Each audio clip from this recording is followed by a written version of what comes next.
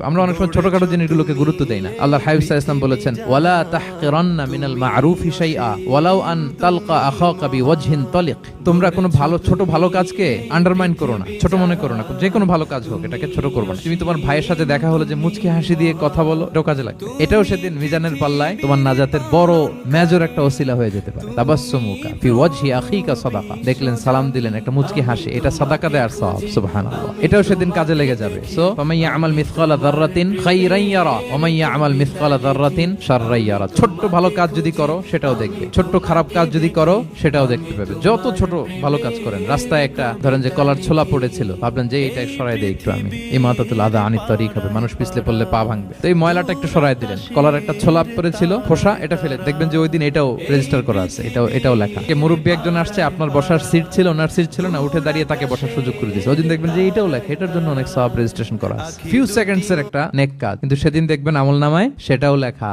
কারোর ব্যাপারে, এর ব্যাপারে ওর কাছে যে কান ভারী করছেন, ফেসবুকে একটা বাজে কমেন্ট করে দিয়েছেন, দেখার কেউ নাই, ধরার কেউ নাই, দিলাম একটা গালি, দেখবেন যে ওই দিন সব একেবারে ক্ষুদ্র থেকে ক্ষুদ্রতর অনুপরিমাণ খারাপ কাজ, ভালো কাজ আল্লাহ সুবহানাহু ওয়া তাআলা তিনি সেদিন আমলনামায় সব তুলে রাখবেন।